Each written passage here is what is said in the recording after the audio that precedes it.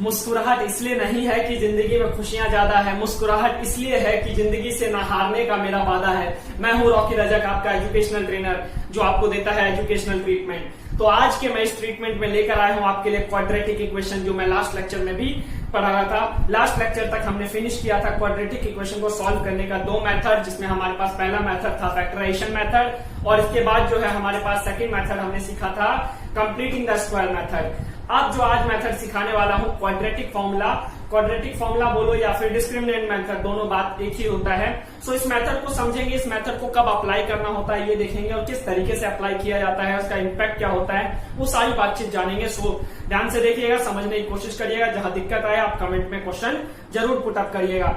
सो देखिए, let's assume मैं example number 9 ले लेता हूं। एग्जांपल नंबर, सबसे पहले ये सीखेंगे कि ये फॉर्मूला है ये कब अप्लाई करना होता है। सो हमारे पास उसको प्रूव करने के लिए मैं एक एग्जांपल सॉल्व करता हूं। एग्जांपल नंबर 9 आपका, एग्जांपल नंबर 9 है आपका कौन सा है, 4x स्क्वायर प्लस में 3x प्लस में 5 इक्वल टू 0। इसको कंप्लीटिंग द स्क्वायर मेथड से सॉल्व करूंगा। इसको मैं पहले कंप्लीटिंग द स्क्वायर मेथड से सॉल्व करूंगा और आपको बताऊंगा कि कब आपको जरूरत होती है क्वाड्रेटिक फॉर्मूला मेथड की। सो इसमें क्या करेंगे, कंप्लीटिंग द स्क्वायर मेथड से सॉल्व करने के लिए इसको सबसे पहले हम a से डिवाइड कर देंगे पूरी इक्वेशन को। a क्या है हमारे पास, 4 है, तो 4 से पूरी इक्वेशन को डिवाइड कर दो, तो क्या हो जाएगा हमारे पास 4x स्क्वायर बाय 4 प्लस में 3x बाय 4 प्लस में 5 बाय 4 इक्वल टू 0।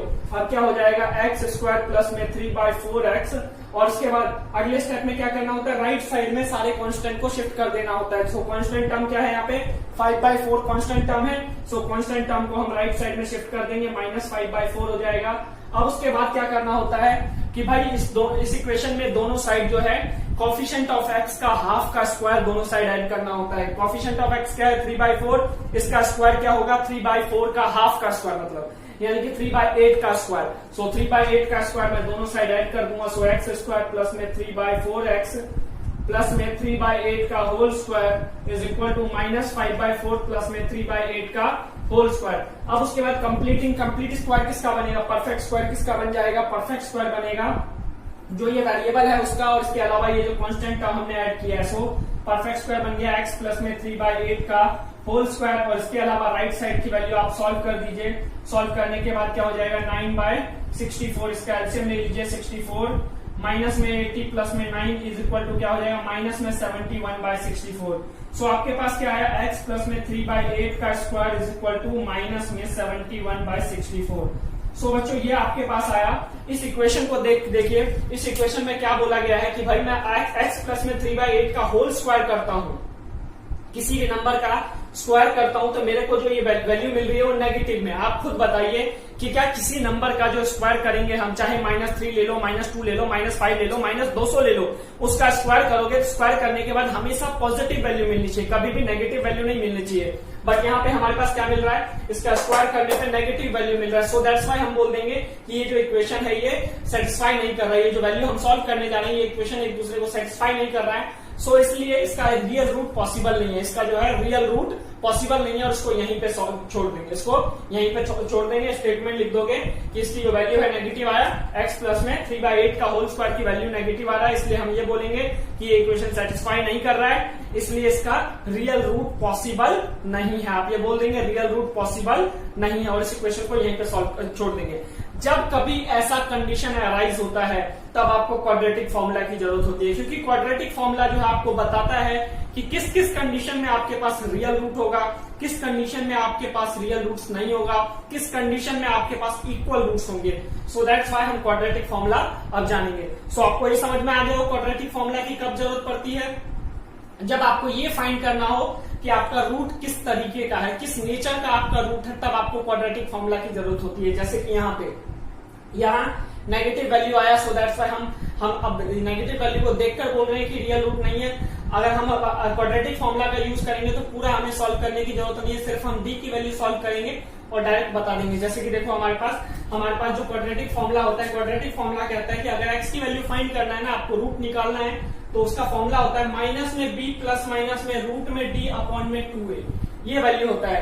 और उसके बाद यहाँ पे d की वैल्यू क्या होता है, b स्क्वायर माइनस में 4ac, b स्क्वायर माइनस में 4ac जो है हमारे पास d की वैल्यू है। सो d की वैल्यू ये रख दीजिए। अगर आप d की वैल्यू फाइंड कर लेते हैं ना, तो डी की वैल्यू की बेसिस पे भी आप क्या देते हैं कि रियल रूट होगा या नहीं। अगर मान लीजिए डी की वैल्यू 0 से बड़ी है, डी की वैल्यू 0 से बड़ी है तो आप बोलते हो रियल रूट है, तो इसका क्या होगा, रियल रूट होगा। ये लिख लीजिएगा, बहुत बहुत गोल्डन स्टेटमेंट है, ये आपका यूज होने वाला है। अगर डी की वैल्यू 0 के बराबर होता है, कोई बोलता है डी की वैल्यू मेरा 0 आ गया, अगर डी की वैल्यू 0 आता है ना तो उस केस में आपके पास जो है इक्वल रूट्स होगा, आपके पास इक्वल रूट्स होगा। दोनों एक्स की वैल्यू, दो वैल्यू जो आएगी ना दोनों के दोनों सेम सेम होगा।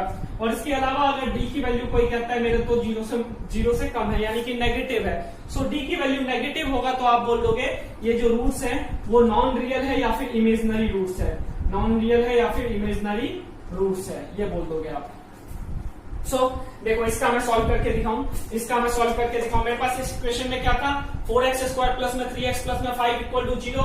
सो डी की वैल्यू फाइंड करने के लिए क्या करेंगे, इसी का सॉल्व करता हूं। डी की वैल्यू फाइंड करने के लिए हमारे पास करना पड़ेगा d equal to b square minus में 4ac, b की जगह क्या है 3 का स्क्वायर 9 माइनस में 4 इंटू में a की जगह 4 c की जगह 5। सो क्या हो जाएगा 9 माइनस में 16 इंटू में 5 81, तो यानी कि क्या आ गया माइनस का 71। ये डी की वैल्यू माइनस का 71 जो आया ये लेस देन 0 है, सो दैट्स व्हाई हम क्या बोल देंगे, इसी को देखकर, पूरा नहीं सॉल्व करना, इसी को देखकर हम बता देंगे कि हमारा जो रूट कैसा है, यहाँ पे इमेजिनरी रूट्स है, रियल रूट्स नहीं है। समझ पाए।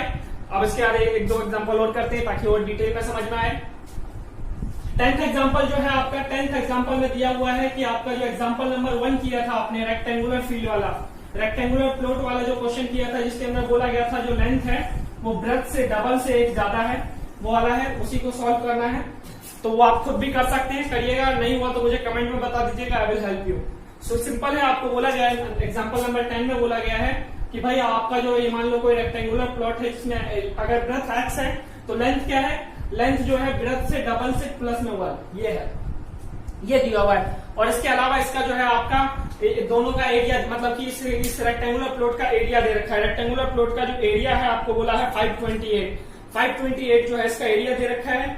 सो उसके बाद आप बोल दोगे कि भाई x इंटू में 2x प्लस में 1 इज इक्वल टू 520 में 8 एरिया, लेंथ इंटू में ब्रेथ कर दिया ना, और उसके बाद इसको सॉल्व करिएगा। सॉल्व करने के बाद मुझे आंसर जरूर बताइएगा, ये आपके लिए असाइनमेंट है, होमवर्क है, जो भी होमवर्क दूं उसको करना बहुत जरूरी है। सो चलिए मैं एग्जांपल नंबर आपका 11 पे मूव ऑन करता हूं, एग्जांपल नंबर 11 में आपको बोला गया है, एग्जांपल नंबर 11 में आपको बोला है कि भाई find 2 consecutive odd positive integer sum of whose square is 290। आपको बोला गया है कि दो positive odd positive consecutive integer है। ऑड पॉजिटिव कॉन्सिक्यूटिव इंटीजर मतलब भाई लेट मान लिया एक पॉजिटिव 1 पॉजिटिव ऑड इंटीजर मान लिया x है, तो दूसरा कौन सा होगा x प्लस में 2।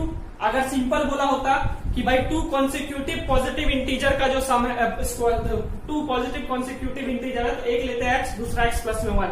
तो अगर मान लो एक x लिया, अगर दूसरा x प्लस में 1 लेते हैं तो अगर ये ऑड है तो ये क्या होगा इवन। जैसे अगर ये 9 है, 9 प्लस में 1 10 इवन हो जाएगा। लेकिन हमें दूसरा ऑड लेना है तो क्या करना पड़ेगा, x प्लस में 2 करना पड़ेगा, तब जाकर हमें 11 मिलेगा। सो दैट्स व्हाई हम बोलेंगे अगर पहले हमने x लिया है तो अदर कौन सा हो जाएगा, other one will be x plus में 2, other one will be x plus में 2।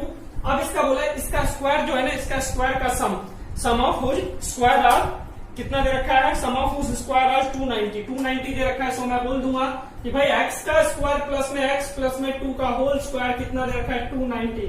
अब इस इक्वेशन को सॉल्व करेंगे, ध्यान से देखिएगा क्या हो जाएगा। इसको सॉल्व करिए, x स्क्वायर प्लस में x स्क्वायर प्लस में 4 प्लस में 4x is equal to 290। Shifting करें 2x स्क्वायर प्लस में 4x प्लस में 4 माइनस में 290 इज इक्वल टू 0। सो क्या हो जाएगा 2x, इसमें से 2 पहले सॉल्व करते हैं। 2x स्क्वायर प्लस में 4x, 4 में से 290 का कितना बचेगा आपके पास, माइनस में 286 बच जाएगा इक्वल टू 0। अब यहां से 2 कॉमन निकाल लीजिए, देख लीजिए 2 सब में है, 2 कॉमन निकाल लेंगे, 2 कॉमन निकालेंगे क्या बचेगा, x स्क्वायर प्लस में 2x माइनस में 143 इज इक्वल टू 0। ये हमारे पास जो आया क्वाड्रेटिक इक्वेशन आया, ये क्वाड्रेटिक इक्वेशन आया। अब इस क्वाड्रेटिक इक्वेशन को सॉल्व करेंगे हम कौन से मेथड से, यानी हम डिस्क्रिमिनेंट मेथड लगाएंगे, जिसको क्वाड्रेटिक फॉर्मूला मेथड भी बोलते हैं। सो इसके लिए फॉर्मूला क्या होता है, इसके लिए हमारे पास फॉर्मूला होता है x is equal to minus में b प्लस माइनस में रूट में d अपॉन में 2a। ये फॉर्मूला आप दिलो दिमाग में अच्छे से बसा लीजिए, जहां पे d की वैल्यू क्या है b स्क्वायर माइनस में 4ac, ये आपको याद होना चाहिए। सो हम क्या बोल देंगे कि हमारे पास जो क्वाड्रेटिक फॉर्मूला है कहता है कि x इक्वल टू माइनस में b प्लस माइनस में रूट में d अपॉन में 2a, ये कहता है मेरा क्वाड्रेटिक फॉर्मूला है। अब इसमें मैं क्या करूंगा, first of all I have to find the value of d। मैं d की वैल्यू फाइंड करने की बजाय क्या करूंगा, उसी में डायरेक्ट पुट कर दूंगा b स्क्वायर माइनस 4ac। तो मैं उसी में पुट करता हूँ x is equal to minus में b प्लस माइनस में b स्क्वायर माइनस में 4ac रूट में अपॉन में 2a। अब इसकी वैल्यू पुट करो, माइनस में b की जगह वैल्यू क्या है यहाँ पे 2, b की जगह 2 है, तो यानी कि माइनस का 2 प्लस माइनस में 2 का स्क्वायर क्या हो जाएगा 4, b की वैल्यू 2 था ना, और 4 इंटू में a की जगह कुछ नहीं है तो 1 है, कुछ नहीं है तो 1 है, और इंटू में c की वैल्यू क्या है माइनस का 143, माइनस का 143। सो ये हो जाएगा अपॉन में 2 इंटू में a की वैल्यू क्या दे रखा है 1, सो 1। अब इसको सॉल्व कर दे, सॉल्व करने के बाद क्या हो जाएगा माइनस में 2 प्लस माइनस में रूट में 4। अब इसको माइनस माइनस क्या हो जाएगा कैंसल, तो इसको प्लस में 3 4 जा 12 12 12 1 4 4 जा 16 17 17 1 और 4 1 5 572 अपॉन में 2। सो दैट्स व्हाई आपको क्या मिल जाएगा 2 प्लस माइनस में रूट में 576 मिल गया अपॉन में 2। अब ये 576 जो होता है किसका फैक्टर होता है बताइए फटाफट। 576 जो है किसका फैक्टर हो जाएगा आपका, आई थिंक सो 18 का। 576 जो है आपका 24 का फैक्टर हो जाएगा 576। सो आप लिख देंगे x इक्वल टू माइनस में 2 प्लस माइनस में रूट में प्लस माइनस में 24। रूट की वैल्यू सब बाहर निकाल दिया मैंने, रूट की वैल्यू बाहर निकाल दिया, प्लस माइनस में ओनली 24 अपॉन में 2। अब इसको सॉल्व कर दीजिए, x की वैल्यू 2 होगा, कैसे, एक बार x प्लस में 24/2 और एक बार होगा -2 माइनस में 24/2, माइनस में 2 माइनस में 24/2। ये दो वैल्यू हो गया। आप दोनों को सॉल्व करेंगे तो देखो -2 प्लस में 24 क्या हो जाएगा 22/2, और ये क्या हो जाएगा माइनस में 2 माइनस में 24 यानी कि माइनस में 26 माइनस में 26/2। सो सॉल्व करने के बाद क्या आ जाएगा, एक बार x की वैल्यू 11 आया, दूसरी बार माइनस का 13 आया, दो वैल्यू आ गया x का, एक बार -13 और एक बार 11। अब देखो आपको क्वेश्चन में बोला गया था आपको पॉजिटिव इंटीजर चाहिए, पॉजिटिव ऑड इंटीजर। सो आपका पॉजिटिव ऑड इंटीजर कौन सा होगा 11, 13 तो -13 तो नेगेटिव है, so that's why you will not consider the -13। हम x की ओनली पॉजिटिव वैल्यू कंसीडर करेंगे। अगर फर्स्ट नंबर 11 है तो सेकंड नंबर कौन सा हो जाएगा 11 प्लस में 2, 11 प्लस में 2 जो होगा अनदर नंबर हो जाएगा। सो आपका 13, मतलब कि दो नंबर जो है, पहला नंबर 11 दूसरा नंबर 13 हो जाएगा। ये आपके पास क्या हो गया, ये आपके पास रूट आ गया। इसको देखो चाहे कोई भी मेथड लगाओ रूट आपका सेम ही रहेगा। सेम इक्वेशन को आप बाकी के दोनों मेथड से भी सॉल्व करेंगे, मिडल टर्म स्प्लिटिंग मेथड से और कंप्लीटिंग द स्क्वायर मेथड से भी। और सॉल्व करने के बाद आप चेक करेंगे कि आपका आंसर 11 और 13 ही आ रहा है। अगर नहीं आ रहा हो तो मुझे कमेंट में बताइए, आई विल हेल्प यू। यही सेम आंसर आना चाहिए। मेथड कोई भी हो आंसर हमेशा सेम रहेगा, मेथड कोई भी हो आंसर हमेशा सेम होना चाहिए। चलिए अब जो है नेक्स्ट एग्जांपल देखते हैं। नेक्स्ट एग्जांपल हमारे पास है एग्जांपल नंबर 12। एग्जांपल नंबर 12 है बड़ा इंटरेस्टिंग एग्जांपल नंबर 12 है। उसमें फिगर दे रखा है आपको, एक फिगर दिया हुआ है कि बोला है कि एक रेक्टेंगुलर पार्क है, उसके ऊपर एक ट्रायंगुलर लैंड है, जिसका कि उस ट्रायंगल का जो बेस है ना, उस ट्रायंगल का जो बेस है वो किसके बराबर है, रेक्टेंगल के ब्रेथ के बराबर। सो देखिए मैं क्वेश्चन रीड कर रहा हूँ। क्वेश्चन एग्जांपल नंबर 12 बोला rectangular park is to be designed whose breadth is 3 meter less than its length. Its area is to be 4 square meter more than the area of park that has already been made in the shape of isosceles triangle with its base as the breadth of the rectangular park and the altitude is 12 meter. Find its length and breadth. Find its length and breadth. So देखो क्या बोला गया है कि भाई आपके पास जो है एक रेक्टेंगुलर पार्क है, आपके पास एक रेक्टेंगुलर पार्क है, ये है रेक्टेंगुलर पार्क, जिसके अंदर बोला है कि भाई अगर लेंथ अगर x है ना, सॉरी लेंथ क्या है, ब्रेथ अगर x है तो लेंथ क्या है x प्लस में 3, और इसके ऊपर एक आइसोसेलस ट्रायंगल है, इसके ऊपर एक आइसोसेलस ट्रायंगल है। एग्जांपल नंबर 12 की बातचीत कर रहा हूँ, एग्जांपल नंबर 12 की बातचीत कर रहा हूँ। सो अब इस बोला आइसोसेलस ट्रायंगल क्या होता है, ऐसा ट्रायंगल जिसका लेफ्ट राइट पोर्शन बराबर हो, मतलब दो साइड इक्वल हो, और इसके अलावा बोला इसका जो हाइट है ना वो है 12। सो अब बोला है कि भाई इसका एरिया और इस ट्रायंगल का एरिया, दोनों का एरिया इक्वल है, दोनों का एरिया इक्वल है। सो देखो सबसे पहले area of triangle, area of triangular part क्या हो जाएगा, हाफ इंटू में बेस इंटू में हाइट। सो हाफ हाफ ही रहेगा, बेस की जगह x और हाइट की जगह क्या लेंगे 12, हाइट की जगह 12 लेंगे। सो हमारे पास क्या आ जाएगा 6x का मीटर स्क्वायर, मीटर ले लो 6x का मीटर स्क्वायर, मीटर नहीं दिया हुआ है, 12 मीटर दे रखा हाइट, तो 6x का मीटर स्क्वायर हो जाएगा। अब उसके बाद ये आ गया एरिया, एरिया 1 मान लेते हैं ट्रायंगल का। अब एरिया 2 निकालते हैं, एरिया 1 हमारे पास ट्रायंगल का था, एरिया 2 निकालते हैं रेक्टेंगल का। सो A2 क्या आ जाएगा, लेंथ इंटू में ब्रेथ, एरिया ऑफ रेक्टेंगल क्या आ जाएगा, लेंथ इंटू में ब्रेथ। सो लेंथ क्या है हमारे पास लेंथ है हमारे पास x प्लस में 3 और ब्रेथ क्या है हमारे पास x। सो क्या हो जाएगा x का स्क्वायर प्लस में 3x। अब अगर ये सेकंड इक्वेशन, ये फर्स्ट इक्वेशन है, तो फ्रॉम 1 and 2 क्या कह सकते हैं, फ्रॉम 1 and 2 या फिर according to question, according to question या फ्रॉम 1 and 2 कह सकते हो कि भाई मेरे पास जो है A1 is equal to A2। According to question बोला गया है कि भाई रेक्टेंगल का एरिया और ट्रायंगल का एरिया दोनों के दोनों सेम है। सो हम क्या बोल देंगे, जो हमारे पास जो है A1 इक्वल टू A2 है, यानी कि 6 हमारे पास जो है x स्क्वायर, ये 6x equal to x square plus में 3x, ये हो जाएगा। शिफ्टिंग कर दो, शिफ्टिंग करेंगे तो क्या हो जाएगा x स्क्वायर प्लस में 3x माइनस में 6x इज इक्वल टू 0। अब इसको फर्दर सॉल्व कर दोगे तो क्या आ जाएगा, x स्क्वायर माइनस में 3x इज इक्वल टू 0। ये हमारे पास आ गया इक्वेशन। अब इसको सॉल्व कर दो। सॉल्व कैसे करेंगे, वही मेथड अप्लाई कर लो जो आपको अप्लाई करना है, डी की वैल्यू वाला या फिर क्वाड्रेटिक इक्वेशन, कोई सा मेथड अप्लाई कर सकते हो। मैं यहाँ पे क्वाड्रेटिक फॉर्मूला अप्लाई कर रहा हूँ क्योंकि वही सिखा रहा हूँ। सो देखो क्वाड्रेटिक फॉर्मूला क्या कहता है, x इक्वल टू माइनस में b प्लस माइनस में रूट में d अपॉन में 2 है। ये मेरे पास क्या हो गया, क्वाड्रेटिक फॉर्मूला हो गया। सो मैं क्या बोल दूंगा, माइनस में b की जगह क्या दे रखा है, माइनस का 3, b की जगह माइनस का 3। सो मैं क्या बोल दूंगा, -3। देखो माइनस, एक माइनस अपनी जगह फॉर्मूला में था और दूसरा माइनस इसकी जगह था। प्लस माइनस में रूट में d, d की वैल्यू क्या होता था, b स्क्वायर माइनस में 4ac। b स्क्वायर का मतलब है -3 का स्क्वायर माइनस में 4ac, 4 इंटू में a की जगह क्या है 1 है और c की जगह कुछ नहीं है तो 0 है, c की जगह c मेंशन ही नहीं है इसमें, तो यानी कि c की वैल्यू क्या लेंगे हम, 0 लेंगे। सो दैट्स वाई अब अपॉन में 2 इंटू में a की जगह क्या है 1 है, a की जगह 1 है। अब इसको सॉल्व करते हैं, माइनस से माइनस कैंसल। सो क्या आ गया 3 प्लस माइनस में रूट में 9 माइनस में 4 इंटू में 0 यानी कि 0 अपॉन में 2। सो क्या हो जाएगा 3 प्लस माइनस में रूट में 9 अपॉन में 2।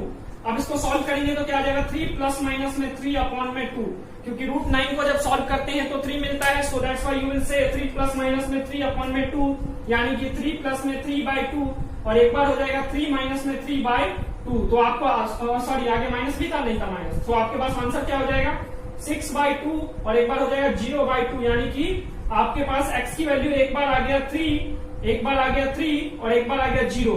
सो अब देखो इसमें से कौन सा हमारा ब्रेथ हो सकता है, कौन सा नहीं होगा।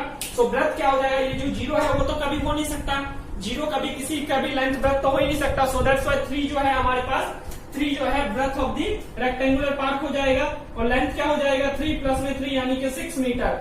6 मीटर जो है इसका ये हो जाएगा। और इसके अलावा इसका जो है ये जो आइसोसेलर ट्रायंगल है उसका बेस भी आपका 3 मीटर हो जाएगा। सो आप फाइनल आंसर लास्ट में लिख देंगे कि भाई लेंथ जो है, length of the rectangular part will be 6 metre, breadth will be 3 metre और इसके अलावा ट्रायंगल का जो बेस है वो भी आपका क्या हो जाएगा, वो भी आपका क्या हो जाएगा 3 मीटर। सो ये सारी बातचीत जो है आप मेंशन कर देंगे। सो उम्मीद करता हूं आपको ये समझ में आया होगा। तो आज के लिए इतना ही रखते हैं, फिर मिलेंगे अगली सभा में, तब तक के लिए दुआओं में याद रखिएगा। Goodbye, take care.